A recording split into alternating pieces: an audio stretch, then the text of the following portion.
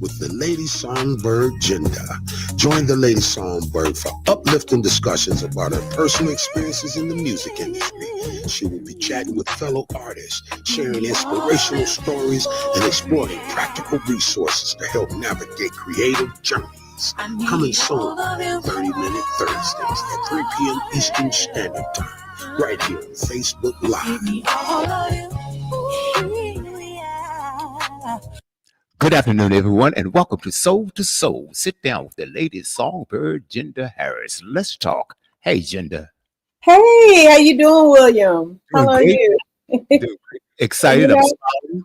I'm looking forward to another fantastic show. yes, this is going to be an amazing show. Unmute your mic, Stan. Unmute your mic. Yeah, Got there to? we go. Yes. Hey. Hey. So I'm so excited about this. This is going to be an amazing 30 minutes. Y'all, me personally, been going through.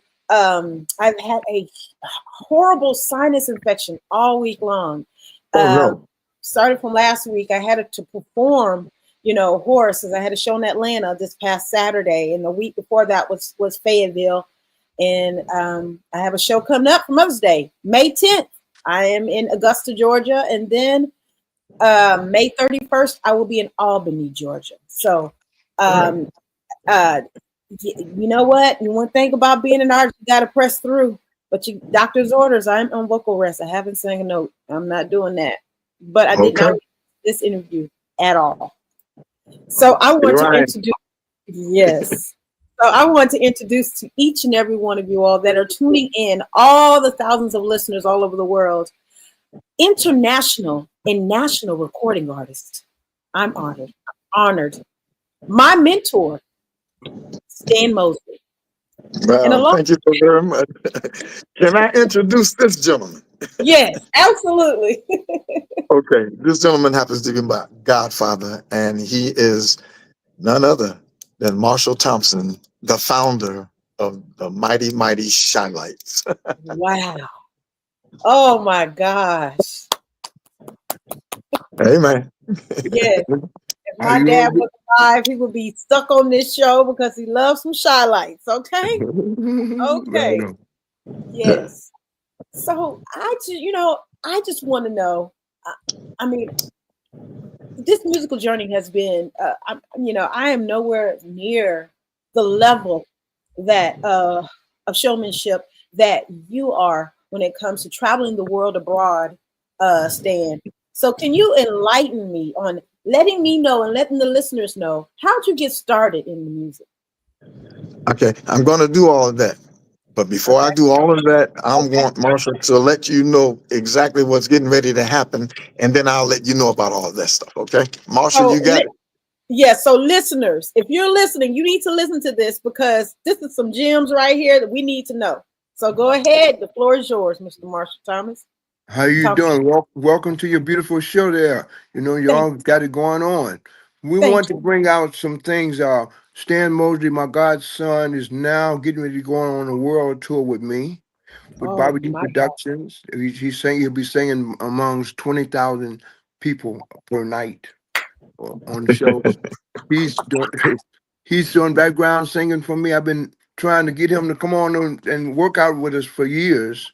So now I finally got him up there. He got to singing overseas, over there in Spain and Italy. I said, I'm gonna bring you on my show. So now he's wow. That is so wonderful. You couldn't have chose a better person, I'm telling you. Well, he's got the voice and he's got the style, and I mean, I have him up there singing with me on Have You Seen Her, Old Girl, Power to the People, all of our hit records, Super Bad records, and now he's with the Hollywood Walk of Famer. That is amazing. Congratulations. Yes. Thank you so much, guys. Thank you so much. You all enjoy yourself. Thank you so much for coming on to let us know that. That is so wonderful. And salute to you. Thank you. Thank you. Thank you. So Stan, yes. So did you ever imagine all these things happening in your life? from the beginning? Yeah, I can. I can actually imagine it because this is something that I dreamed of since I've been a child. I have always, in my entire life that I can recall, wanted to be an entertainer. I used to stand on the front porch of our house when I was about 7 or 8 years old with the water hose, mimicking Jackie Wilson, some other people. I used to do that, and yeah, I've always wanted to sing, and I did sing. I've been blessed to be mentored and tutored by some of the greatest singers in the world. Marvin Jr. from the Dells was my main mentor. Uh, my idol is Bobby Womack. I mean, I've been around some of the greatest. Your buddy, Ollie Woodson. That man he kept me up all night one night in a hotel down in Montgomery, Alabama, talking to me. I said, man, do you ever go to sleep? And you know what he told me? He said, no, I listen to this music all night long and I sing these songs. He said, that's what your ass need to be doing. Ain't that Ollie? I remember singing background for Ollie Woodson. And we were doing a show in Houston. He was doing that Luther Vandross tribute, and we were doing the show at Maxwell's in Houston, Texas. And I was singing alongside some phenomenal background singers. What's her name? Melanie Covington. I was myself, and it was another female. I can't even remember. I want to say T. Cake Ferguson, but I could be off. But to make a long story short, I learned everything from him because when it came to performance time, if you didn't sing that note right, I'm a first soprano. You best believe he could hit my note and tell me this is where I was supposed to be. I know he could. I know he could. Playing that in their pocket, he would tell them to get up, and he would get on and say, "This is where you're supposed to be, right here." Yeah. He told me, "Shimmy, shimmy." That's how he would call me. He would call me shimmy, shimmy. I don't know why. Shimmy, shimmy. You are always good as your last performance. So every time, bring your A game. Every single time. Wow. And he was an absolutely amazing, genuine, real person. I love me some Ollie Woodson. Yes. That was my guy. Yes. Right.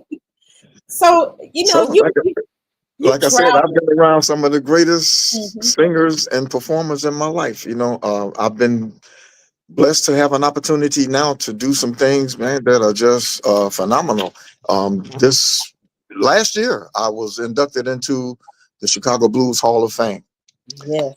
I also received the coveted BMA Music Awards here in Houston, Texas. I'm in Memphis, Tennessee right now. I forgot where I was at. I love Memphis. I'm in Memphis, Tennessee right now. We just left Nashville, Tennessee. Oh. And but we're in Memphis, Tennessee, and getting ready to go and hang out tonight with some of my buddies, man, that are down here, making this wonderful music and stuff. But this year, I am being presented by the Just Blues Music Awards Foundation with the coveted Willie Mitchell Lifetime Achievement Award. That is the cream of the crop. And to be the recipient of such a prestigious award just blows my mind. You definitely worthy. You're definitely worthy. Thank you so very much. It blows my mind. I have to perform that night too. After they give me this doggone award, I don't even know if I'll be able to stand up there. You can do it. You can do it. I'm praying about it. Man, that is so amazing. One thing for sure, if people don't know who Stan Mosley is, all you have to do, because when it came time to do the promo for the show, all I had to do is put your name up, and a plethora of music and songs, your catalog is absolutely amazing. When did you start? What year was that when you first put your first record out? The very first record came out in I want to say it was 1986. I used to be the valet, the driver for one of the blues greats that's in Chicago, Mr. Cicero Blake. And he had a phenomenal record called I'm into something. Uh-huh. People, oh man, these women love this song. Anyway, I was his opening act. I was his valet, and I was his driver. And I happened to put some music together with a brother by the name of Gus Thornton down in East St. Louis. We were related through marriages because we were married to two sisters, and he's a bass player. And I also worked with him when he was with Shirley Brown, and it goes way back in the 70s. But anyway, um, having worked with him, and I put this record out, and I got signed by Malaco Records. Oh wow! This was not an overnight process. This took a little while, But the album that I put out initially, called "Standing Tall," received a lot of critical acclaim. Like in Japan, I won an award. I was on a compilation with Coco Taylor, Bobby Rush, Bobby Bland. I'm talking about the heavy hitters. This is my first record. So this came like right after that, just fell in the pocket. Came out the gate like that, and I'm like, wow, So I thought that I was. I ain't gonna tell you what I thought I was, but it was a good feeling, Anyway, having been picked up by Malaco Records, let me tell you something. I've had the opportunity once again to work with the legends, the best in the business. I was produced by Frederick Knight. I was produced by Charles Richard Cason. I was produced by George Jackson. I was produced by Floyd Hamberlin. I was produced by Paul Richmond. All these people that I'm naming to you are Grammy winners or Grammy nominated people. Like Frederick Knight. Frederick Knight wrote "Ring My Bell" for Anita Ward. He wrote "Sleep with One Eye Open" for Shirley Brown. He wrote that money song for Big Head Hundreds for Johnny Taylor. George Jackson. Yeah, George Jackson wrote everything for everybody. George Jackson wrote "Last $2" for Johnny Taylor. He also wrote "One Bad Apple" for the Osmonds. He wrote "Old Time Rock and Roll" for that white rock singer that was in the movie with I can't even think about the name of the movie. But I've worked with mega producers. Charles Richard Cason wrote "Good Love" for Johnny Taylor. He also wrote a lot of stuff for Lattimore. He just did a tremendous amount of work with a lot of people. Paul Richmond wrote "Shining Star" for the Manhattans. I've worked with Grammy winners. I've been blessed. Yeah. And that's the truth. So I wanted to rub off on me now. That's right. That's right. And that's what you want. You want to be around greatness, because what happens when you're around greatness happens. It rubs off sometimes. Iron sharpens iron. Definitely. That is so absolutely amazing. So I was overseas with Bobby Rush. I'll never forget. He told me this too. He sat out in the audience, way out there, way up in the top of the nosebleed section, and watched my performance. And when I was through performing, Miss Lowe, the lady that dances with him, told me, she says, "Stan, oh, you blew Bobby's mind when you walked out there, and that jacket was just shining in those lights and stuff like that." So she had me cracking up. But Bobby told me himself, he said, "Stan, I'm proud of you." He said, "You got it." I said, "What is it that I got?" He said, "You know exactly what it is that you're supposed to be doing." And it showed tonight when you stepped on that stage. It just blew my mind, man. Wow. I mean, definitely. You have performed for so many different people. And did you grow up loving blues? What genre of music? I mean, a lot of times, people want to put an artist in a box. No, I grew up loving the music that came out of the city of Chicago, that was recorded by groups like the Shylights, groups like the Dells, groups like the Impressions. You hear me? Groups like the Five Stair Steps. That's what I grew up listening to. But then again, I was bitten by this bug called Motown. We would sit around on Sunday nights and look at the Ed Sullivan Show, and you were guaranteed to see either the Four Tops, the Supremes, or my all-time favorite group, the Temptations. Yes. And we would sit around and we would wait for this opportunity to see these people perform, you know. And Jackie Wilson was my number one solo idol. I mean, oh, good What Lord. is it about Jackie Wilson? What was it about him? Jackie, his charisma, Uh-huh. his voice, you know, and he jump up, throw the mic up and catch it and fall down on his knees and then jump back up and spin around. I can't do none of that. But I love seeing him do it, you know, and then the reaction of the crowd. Hell, I was just like them, you know. I loved it. It was exciting, you know, and it just motivated me. Mm-hmm. I mean, just looking back on those good times, I mean, that's just so amazing. Have you ever thought about doing a biography or some type of documentary on your life? Yeah, when I get to that point where I can't do nothing else, you know. You got a long way. You got a long way. I hope that's the case. But yes. you know, I'm looking forward to doing what it is that I'm doing right now. I currently have an all blues album that I recorded with Eddie Stout for Dial Tone Records and Peavine Records in Japan. Now this album is the same album, but it's released on Peavine Records in Japan and it's released on Dial Tone in the United States. It's a wonderful, wonderful all blues album. You hear me? This is the first all blues album I've ever done. And really, I'm so proud of this thing, man. We've gotten really great critical acclaim across the world on the international stage. And then I had the opportunity in 2023 to headline the Lucerne, Switzerland Blues Festival. And we blew that sucker out the ship. I know you did. I had the Texas Horns. Uh-huh.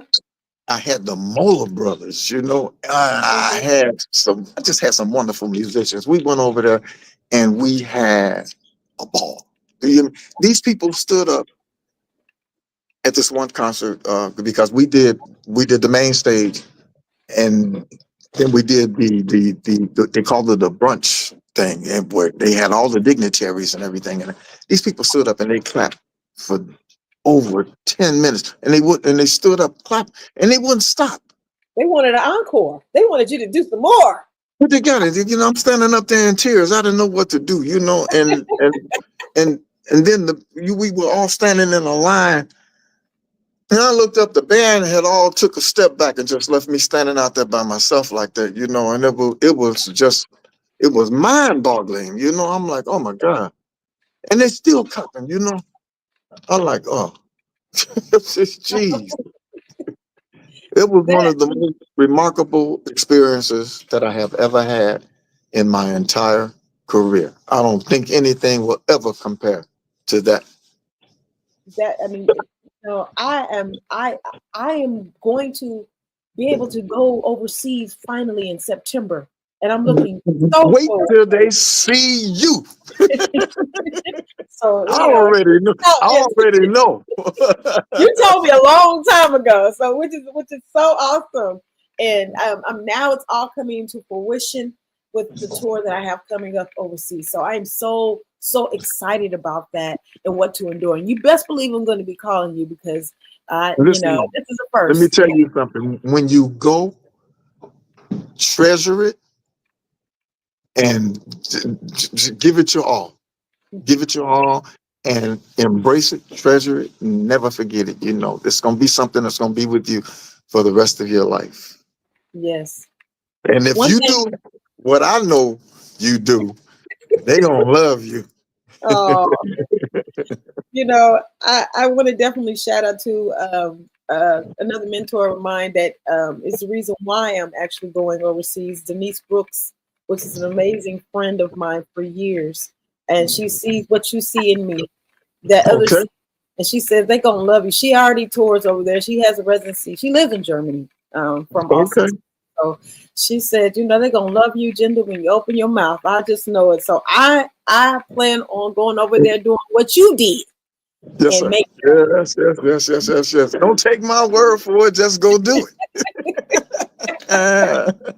So you know, so what's next? You know, we just heard the good news. Could you just for the people that are just now coming in, checking in, can you restate that good news that was mentioned earlier? I am the newest member of the world-renowned Shylights with my godfather, Marshall Thompson. So I'm Yeah. going to be touring as a Shylite, Woo. and I get to close the show. Oh man, oh man. He's gonna turn me loose. She's gonna turn you loose. Yeah, and Well, that's, oh man, I can't wait with this orchestra that he has. This is a wonderful thing because it's this, we're going to be in front of like crowds of 20,000 to 40,000 people a night. mhm. Per night. I know little Wow. places. The places that we're getting ready to go now, and this group is headlining some of the biggest festivals in the world, not just in the United States, but in the world. So I told you, you'll see. Is it the biggest I'm audience that you've ever performed in front of? Yes. Oh Yes. no, because we were in Spain.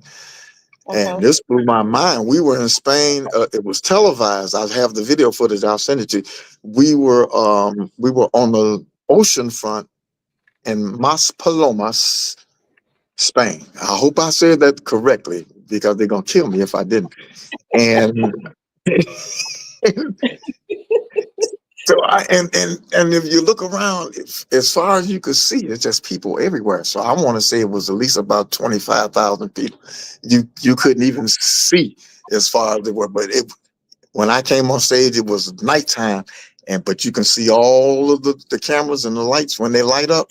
Uh-huh. It looks like I a bet, sea of oh, I bet that candles, was beautiful. unbelievable, and the people were screaming. It was Oh, crazy. oh wow. Are they gonna That's love you? amazing. That's amazing. We have some people that are just chiming in again. This goes worldwide.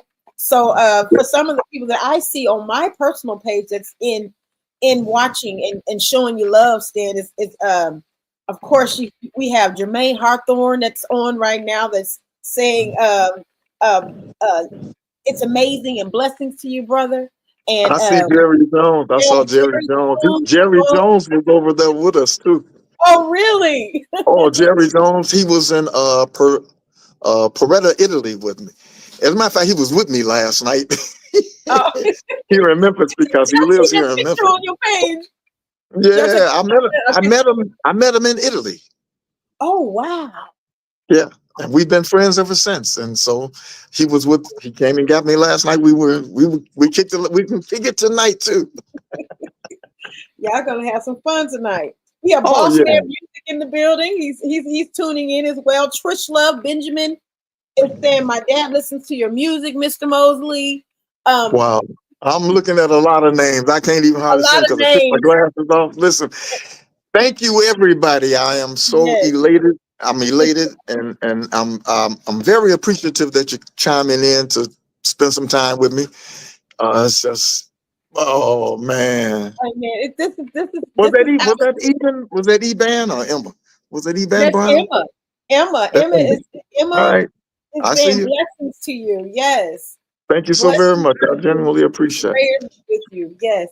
You know, this journey is absolutely amazing when I can say if I have an issue or questions about this industry, I can pick up the phone and call my friend, my dear mentor, Stan Mosley. And I just thank you for you being you always. Yeah. Always. I'm still waiting on our duet. We have to do one. We have Oh, to. we're Have to going make to that do. happen. We're going Yes. to do it. Yes. So, I just see so much greatness, to see you perform and to just to hear your music. I can feel passion in each note that you sing. Thank you so much. Thank you so much. If someone wants to find Stan Mosley's music, where can they find your music? Just type my name in your search engine, Stan Mosley. Anything you want to know about me, just type in Stan Mosley, STAN MOSLEY. And you might as well download each and every one. And don't do it on your phone because it will overload. So make sure. 14 albums. 14 albums. A lot of music, a lot of good music. I want to say that it's good music. So amazing music and more to come. So I just want to say thank you so much for just being a vessel in more ways than one in my life. I'm giving you your flowers now because you are absolutely amazing. You have been real for me and Howard from day one. You put me in the hands of people like I never would have been Chicago if it wasn't for you. Wow. Thank you, reaching out and calling Casper. May he rest in peace. And I sent you to a legend. You've I done. sent you to a legend. Yes, you sent me to a legend. And yeah, he's no longer with us, but God bless his soul. He took care of you, didn't he? He sure did. We stayed at his house. He took care of us. He made sure we ate good. He showed us around. It was amazing. He's a genuine soul. And I just, you've seen so many people. You work with so many people. Is there anyone that you would like to work with that you haven't worked with yet? No. All the people that I really would like to work with no longer here. And hey, I haven't seen anything or anybody that I would want to work with. Do you think music has changed in the years? Do you think that it lacks the luster that I consider myself as being a true soul singer, R&B singer. Can you just elaborate a little bit on that, on how you feel how the music has transitioned through the times? I certainly can. Music has changed because music is supposed to change. Music evolves. Depending upon the mindset of the individuals that are making the music is what you're going to get. Did you hear what I just said? Yes, I did. It depends upon the mindset of the individuals that are giving you the music. And it depends upon the people that are in position to let that music come to you, what you're gonna get. So like if you got the type of music where they're calling people out of their names and that kind of stuff like that, it's a purpose and a reason for them allowing that type of stuff to feed into your system and into your soul. I don't care what anybody says, when you allow that kind of stuff, it causes when I grew up, we heard about people singing about love. You hear me? That's right. We heard about people having a good time. We wouldn't hear nothing about nobody pulling out no Glocks. Well, they didn't have Glocks way back then. But we didn't have people singing about calling people female dogs and all that other kind of stuff. That's poison. That's right. So when you allow poison to come into the system, then it creates division. And so that's one thing for sure that I, as a songwriter and a songstress, like to embody. I sing everything about love, and I love what love stands for. And I grew up on love. You can call me a balladeer. I'll take it. I'll take that, because one thing for certain, going back, my grandkids can be proud of what their Meemaw sung. I don't. That's just who I am, and to me, it comes across easily because I live it. Well, I had an opportunity to work with one of the greatest producers in the world. he was with Philadelphia International Records, and the group that he started out working with was the Delphonics. His name is Bobby Eli. He's worked with everybody from Teddy Pendergrass to Billy Paul to Harold Melvin's Blue Note to Patti LaBelle to Wilson Pickett to, I mean, just everybody. He picked up the phone and called me via Facebook some years ago. And he said, Stan, I want to record you. I said, man, stop playing with me. He said, no. He said, I know exactly what you need. He said, your voice. I know what you need. He said, you were with that record company down south and stuff. He said, those some really nice songs that you had. And he said, but they don't know what to do with you. He said, we had Teddy Pendergrass, the OJs and stuff. He said, you have that kind of voice. We know what to do with you. Come to Philadelphia. I thought he was playing until I went to Philadelphia. And he started recording me, and we managed to get like 5 songs into the album. And he got sick, and they put him in the hospital, and he lived for another 2 years, but he never got out of the hospital. He was in the hospital for 2 years, and he passed away. So we had to finish the album with some other producers, a brother Frank McKinney down in Duluth, Georgia, and Paul Richmond in Chicago. Yeah. You know, so but Bobby Eli helped revive my career to a point. Yeah, that was my Soul Resurrection album. Some of my greatest music is on there. Oh, y'all pull up Soul Resurrection. Pull Soul that up. Resurrection, man. I got a song on there called My Problem, but I got one that's called Sentimental Journey that's gonna blow you away. And then I got the one that Frank McKinney did talking about Baby Can I Get It? No, I mean Lawrence Harper. I'm sorry. Lawrence Harper. Baby Can I Get It? So, Lord, so I'm well, I will say, I want to just thank you so much. This 30 minutes has flown by. And I want to say, I know, right? I want to say thank you so much for being my guest today on my first legendary edition episode of Soul to Soul. Sit down with your girl, the lady Songbird Jinda. And I just want to say in closing, would you like to say any closing remarks to listeners out there or something that's on your mind? First of all, I want to thank you for having me. Thank you so very much for giving me the platform to be able to speak to the people. And then to the people, I want to say this. Thank you so very much for tuning in, you know, and finding out a little bit about me. Those of you that already know about me, thank you for hanging with me. It's some more great things y'all getting ready to happen. So just stick around, watch, man, and continue to stay with me. I love you all. Wow. Oh, yes. In closing, you know, I like to always say it is okay to support another artist. I promise you, in doing that, you will not dim your shine. Y'all have a blessed week, and I'll see you next Thursday on Soul to Soul Sit Down. Peace and blessings.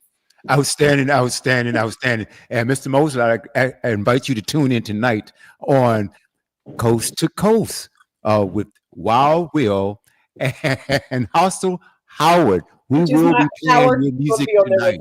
What time? That's 8 p.m. on the East Coast, and I'll send Jinda the link so you can listen in, all right? Okay, I'll do that. I will do that. It's been a pleasure. I've been hanging on every word you were saying. I've enjoyed it. The audience enjoyed it. Welcome, and thank you. Jinda, another Thank you so very much. Thank you. Bye. Take care. Happy birthday, Sula. Jinda said happy birthday.